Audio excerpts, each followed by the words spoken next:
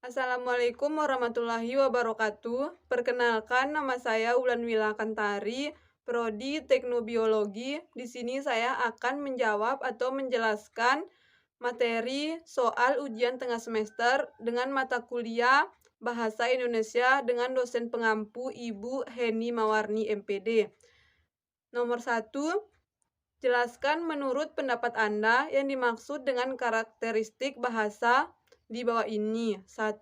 Arbiter, berarti sewenang-wenang, berubah-ubah, tidak tetap, mana suka. Istilah arbiter berarti tidak ada hubungan wajib antara lambang bahasa yang berwujud bunyi dengan acuan, konsep atau pengertian yang dimaksud. Misalnya atau contohnya, mengapa harus, kuda, bukan, akut, atau kadu. Dalam bahasa Indonesia, kita menyebutkan dengan kuda, dalam bahasa Inggris disebut dengan horse, dengan bahasa Jepang disebut uma, dan dalam bahasa Jawa disebut jaran.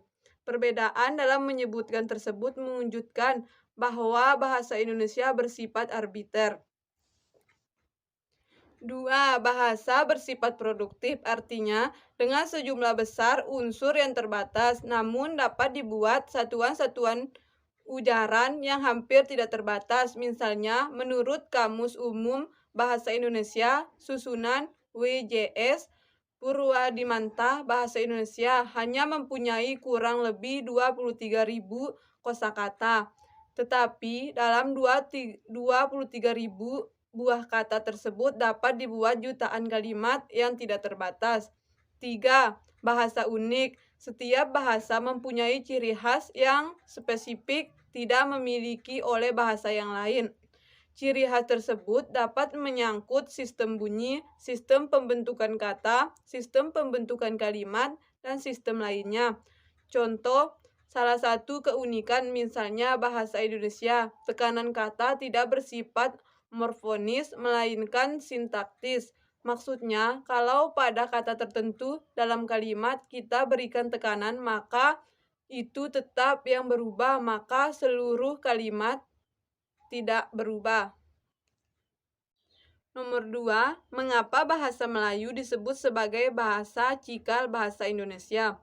Bahasa Indonesia yang berkedudukan sebagai bahasa kebangsaan dan bahasa resmi Republik Indonesia merupakan sebuah dialek bahasa Melayu yang pokok dari bahasa Melayu yang pada pertengahan abad ke-7 bahasa Melayu sudah digunakan oleh masyarakat Kerajaan Sriwijaya berdasarkan beberapa prasasti yang ditemukan, yaitu Bukit, Talang Tuo, Telaga Batu, Berangkat Tahun, Bangka, dan Karangberahi membuktikan bahwa Kerajaan Sriwijaya menggunakan bahasa Melayu, yaitu biasa disebut Melayu kuno, sebagai bahasa resmi dalam pemerintahannya.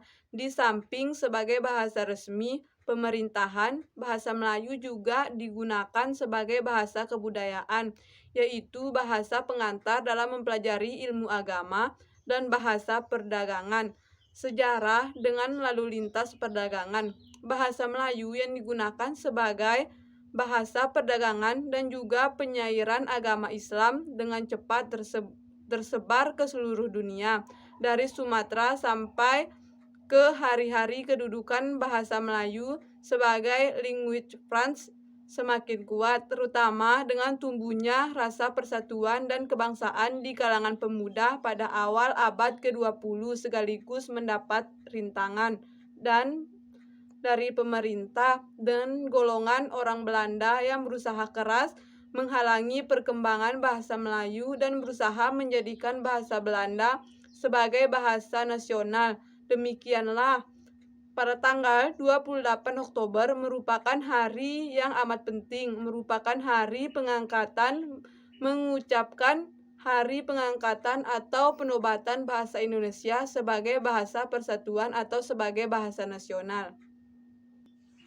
Nomor 3, jelaskan secara singkat fungsi dan kedudukan bahasa Indonesia. 1. Bahasa Indonesia sebagai bahasa nasional. Di dalam kedudukannya sebagai bahasa nasional, bahasa Indonesia berfungsi sebagai 1. Lambang kebangsaan nasional, 2. Lambang identitas nasional, 3. Persatuan berbagai suku bangsa, 4. Alat perhubungan antar daerah dan antar budaya. 2. Bahasa Indonesia sebagai bahasa negara. Di dalam kedudukannya sebagai bahasa negara, bahasa Indonesia berfungsi sebagai 1. Bahasa resmi kenegaraan, 2. Bahasa pengantar dalam dunia pendidikan, 3. Alat perhubungan di tingkat nasional untuk kepentingan pembangunan dan pemerintahan, 4. Alat pengembangan kebudayaan, ilmu pengetahuan, dan teknologi. Nomor 4. Apa yang dimaksud dengan makna konotasi dan makna denotasi? Makna denotasi berarti makna yang sebenarnya, maka yang jelas terlihat, makna eksplisit, makna yang tidak berarti menerjemahkan suatu perasa menjadi kiasan. 2. Makna konotasi berarti makna yang tidak sebenarnya, makna yang tidak jelas terlihat, makna implisit. Makna denotasi menerjemahkan suatu perasa menjadi kiasan yang artinya belum tertentu seperti yang terlihat secara eksplisit. Nomor 5. Jelaskan bagaimana penulisan kutipan dan daftar pustaka. 1. Penulisan kutipan langsung. Kutipan langsung pada sistem APA ditulis dengan menyebutkan nama pengarang, tahun terbit, dan halaman kalimat atau teks yang dikutip. Kutipan langsung dibedakan atas 2 jenis, yaitu kutipan langsung pendek dan kutipan langsung panjang. Contohnya, saya ambil kutipan langsung pendek. Kutipan langsung pendek adalah kalimat yang dikutip kurang atau sama dengan 40 kata, kurang lebih 4 baris. Kutipan langsung pendek ditulis dalam teks dengan memberikan tanda petik atau kutip di awal dan akhir kutipan. Contohnya penulisan seperti berikut, seperti yang saya jelaskan. Contohnya, mengenai penyebab kesulitan siswa dalam mengerjakan soal cerita matematika Budiono dalam kurung 2004 tanda titik 2 131 balas kurung berpendapat tanda petik atas 2. Langkah pertama dalam penyelesaian soal cerita adalah menuliskan kalimat matematika dan siswa sering melakukan kesalahan pada langkah ini karena tidak memahami maksud soal. 2. Daftar pustaka.